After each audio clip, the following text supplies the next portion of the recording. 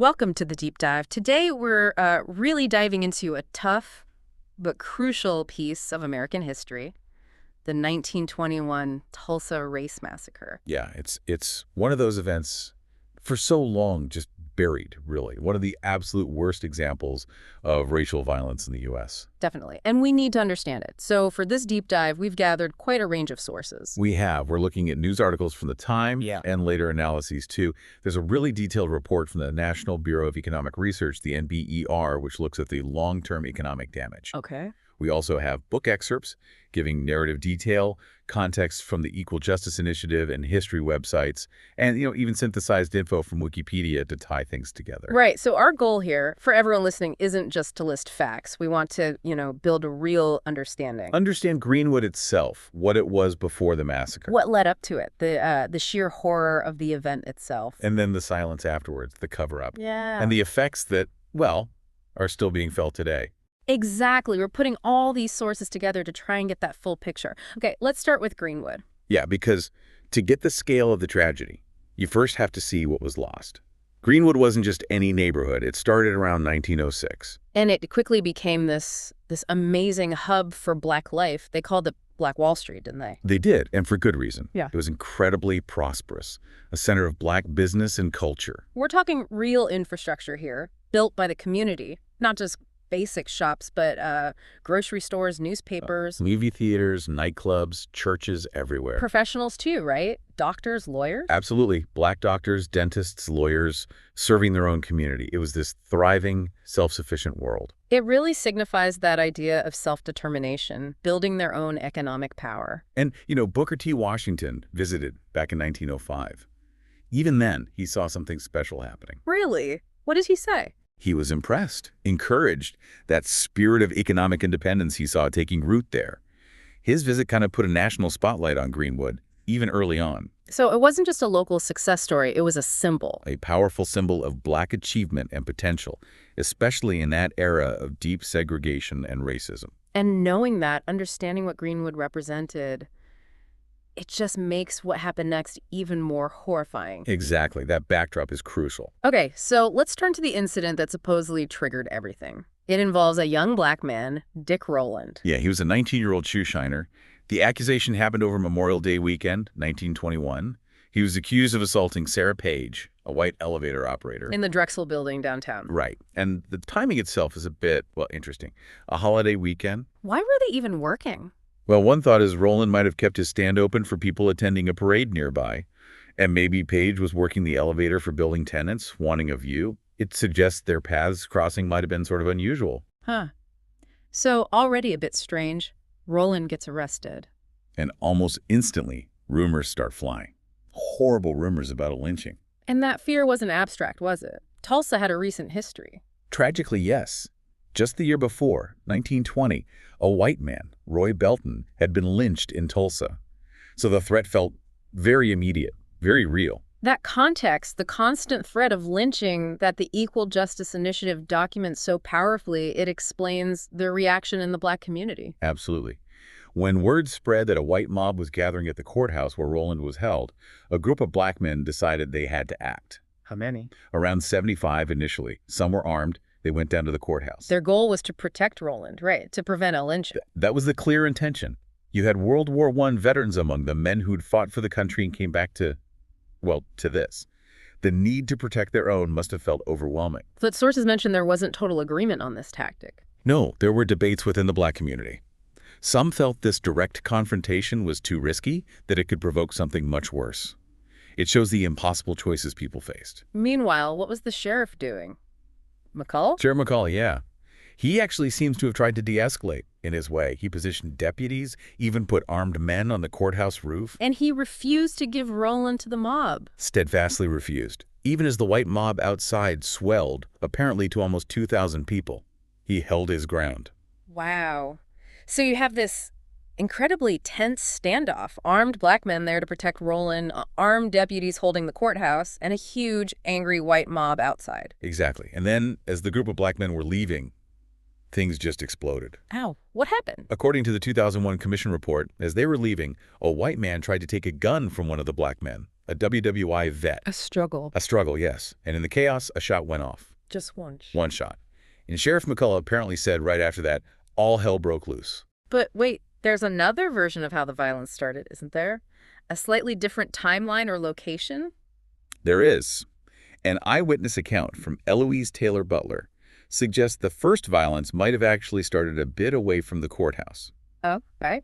Her account describes white men attacking a lone black man nearby. Then, black store owners on Archer Street came out to defend him. And that led to shooting. That led to shooting, yes. And crucially, according to this account, the first fires were set then, targeting those black businesses along Archer.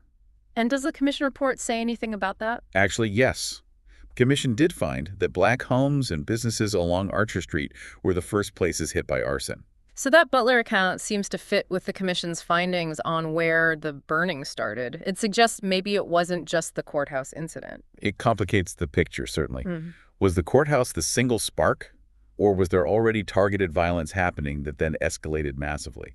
Either way, that initial exchange of gunfire was deadly. How many died right then? Reports say 10 white men and 2 black men were killed in that first clash. And from that point, it just descended into the massacre. Total invasion of Greenwood. Yeah. That night, May 31st, and into the next morning, June 1st, the white mob just surged into the district. With the intent to destroy it. Absolutely. Killing residents, burning everything, looting homes and businesses. It covered 35 square blocks. Just obliterated. The scale is staggering. And there are reports that some in the mob were actually deputized. Yes. That's a deeply disturbing detail found in the sources. Allegations that some were given badges, told to get a gun and get a nigger. It points towards official complicity, or at least enablement of the violence. Just sanctioning murder. And then there's the Tulsa Fire Department. They tried to put out the fires, didn't they? They did, but reports say they were turned away at gunpoint. Exactly. Turned back. There are conflicting stories about whether firefighters were actually shot at, but the key thing is they were prevented from doing their job. The fires were allowed to just rage. Letting Greenwood burn. Deliberately. And then the stories about airplanes. That sounds almost surreal. Dropping bombs. It's one of those contested parts. The Oklahoma Commission, in its 2001 report, said they couldn't find reliable proof of actual bombs being dropped from planes. But not everyone agrees with that conclusion. No. There were dissenters, even on the commission itself. And more importantly, many survivors gave eyewitness accounts. What did they see? They described seeing burning turpentine balls or something similar raining down from the sky. In that terror, you can absolutely see how that would be perceived as bombs or explosives being dropped. Whether it was literal bombs or incendiary devices, the effect was terror from above. Complete chaos and terror, yes. A community under siege. How did the actual violence stop? It finally ended around noon on June 1st. That's when the Oklahoma National Guard arrived and declared martial law. So late. But their arrival did stop the killing and burning. It ended the most intense phase, yes. But the damage was done. And the aftermath. That's another huge part of the story. Starting with the death toll, it's still uncertain, isn't it? Deeply uncertain and incredibly sensitive. The initial official count was just 36. Shockingly low. But other estimates were much higher. Oh, yes. Walter White from the NAACP visited right after, and he estimated it could be as high as 300 deaths, mostly African Americans. Why the huge difference? Likely due to rushed burials, mass graves, people fleeing. The chaos made an accurate count almost impossible. The true human cost was obscured from the start. And the legal accountability. Were the perpetrators brought to justice? That's one of the most damning parts. While some black Tulsans were arrested, charged with things like rioting. What about the white mob? For the murders, the arson, the looting? Nothing. Not a single white person was charged with any serious crime related to the massacre. Zero accountability. That silence from the justice system, it speaks volumes. It absolutely does. And it fed into this larger silence that just enveloped the entire event for decades. A culture of silence, the sources call it. How could something so huge be just ignored? It seems unbelievable, but it happened. After some initial newspaper reports, it was just systematically erased from public conversation, from history books, deliberately suppressed. Compounding the trauma for survivors. Immensely. And the physical destruction was almost total? 1,200 homes gone. The entire business district leveled. Think about the generational wealth, the community institutions just wiped out in hours. Who helped in the immediate aftermath? Was there government aid? Very little, it seems. The American Red Cross stepped in significantly. They set up aid stations, registered over 8,000 people needing help, food, shelter, medical care. Their records must give some insight. They do. They recorded hospitalizations for gunshot wounds, severe burns, tragically also miscarriages believed to be caused by the trauma and stress, and even deaths happening in their care in the months after the massacre. Showing the ongoing health crisis, did the Red Cross offer a death count? They acknowledged the higher estimates, like the NAACP's, but didn't issue their own official count, citing all the undocumented burials. It highlights the uncertainty, the likelihood that the official tower was far too low. But people tried to rebuild, didn't they, amidst the rubble? The resilience was incredible. Many Black families spent that next winter living in tents right there in the ruins, trying to start over with nothing. Were there any efforts from, say, the white community to help? There's mention of a white philanthropist, Charles Page, providing some aid to destitute Blacks. But it seems limited and certainly not a coordinated community or city effort to rebuild what was destroyed. And then there's the search for the missing. For those buried in unmarked graves, that search has gone on for a long, long time. Decades. The belief in mass graves was always there in the community lore, a painful open wound. There were some investigations in the late 90s using early ground-penetrating radar. Did they find anything? No, not conclusively back then, but the push intensified leading up to the 100th anniversary. With better technology. Exactly. Renewed surveys with more advanced ground-penetrating radar at Oaklawn Cemetery and also near the Arkansas River Bridge. And this time? This time they found anomalies. Disturbances in the ground consistent with human-dug pits, large enough for mass burials. Which led to actual excavations. Yes. A very somber, careful process. They started digging at Oaklawn. What did they find? Initially, 11 coffins were uncovered in one area. That number eventually grew, as of late 2024, to 35 sets of remains recovered from these specific sites being investigated. 35. And the process of identifying them must be incredibly difficult. Painstaking. Forensic work, DNA analysis, genealogy. But there has been a breakthrough. They identified someone. Yes, in July 2024. The first confirmed identification from the Oaklawn remains. Selah Daniel. He was a World War I veteran. Wow. After more than 100 years. 100 years. And since then, analysis suggests they might have found remains of a couple more victims within that group. It's slow, ongoing work, but profoundly important, giving names back to the lost. Absolutely. Beyond the immediate horror, let's talk about the long-term effects. That MBER research you mentioned sounds key here. It really is. It provides hard data on the economic fallout. What the researchers found was a major and crucially persistent drop in Black home ownership in Tulsa specifically for decades after 1921. It wasn't just a dip they recovered from. No. Shockingly, the negative effect actually grew stronger between 1980 and 2000. The massacre didn't just destroy existing wealth.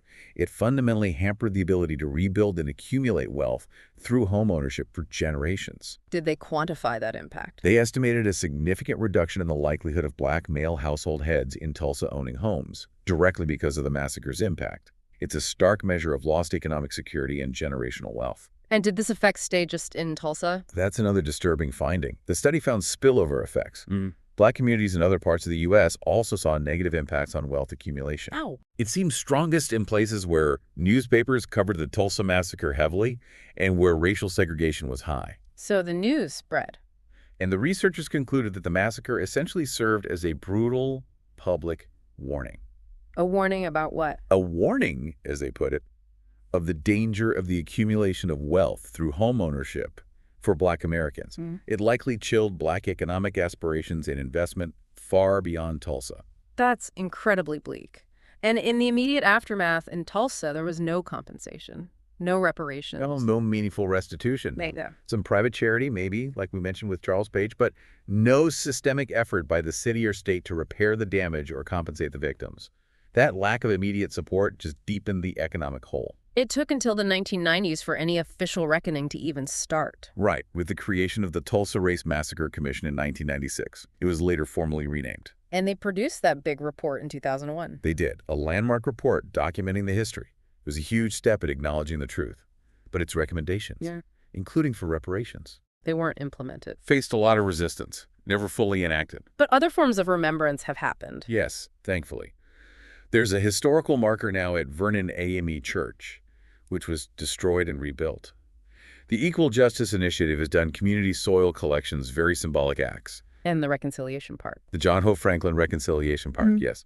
These are important public acknowledgments, ways to keep the memory alive and encourage dialogue. And teaching it in schools now, too, in Oklahoma. That started in 2020, making it part of the required curriculum, a really vital step to ensure future generations know this history. We've also seen lawsuits from survivors and descendants seeking reparations, right? Yes, ongoing legal efforts, though the Oklahoma Supreme Court dismissed the most recent major lawsuit in June 2024. On what grounds? Technical grounds, mostly related to statutes of limitations and whether courts could order the kind of relief sought. But the fight for justice continues in other ways, and popular culture has picked it up too. Definitely seen more documentaries, even references in fictional shows. It's much more in the public consciousness now. It absolutely is. And even the federal government got involved recently. The DOJ review. Right. The Department of Justice announced its first ever federal review in late 2024, releasing a report in early 2025. That federal focus, over a century later, really speaks to the national significance. Though I imagine there's still debate about how this history should be taught, especially in Oklahoma. Oh, for sure. How to teach it a difficult history like the massacre? It's part of that larger, often tense national conversation about confronting the past, historical memory, and what reconciliation really means. It's complex. So, wrapping up this deep dive, the loss in Greenwood is just immense. Lives, property potential, shattered. Yeah, the economic scars, the social consequences, they didn't just stay in Tulsa. They rippled outwards, lasted for generations, as that NBER study showed. Still felt today. And the decades of silence, the deliberate cover-up, only added layers of injustice. It did. Which makes the ongoing efforts now to find the graves, identify victims, push for accountability, tell the story even more powerful. It shows that resilience, that enduring fight for truth. So, considering everything we've discussed, the persistent economic gaps, the ongoing search for remains, the legal battles, the debates over memory, it really leaves us with a big question, doesn't it? It does. For you, the listener, after more than a century facing this evidence of profound violence and its lasting impact, what does genuine reconciliation and justice actually look like? Yeah, what does that mean today? It's something worth thinking deeply about. We hope this dive encourages everyone to keep learning about this history, its complexities, and how it still shapes our world.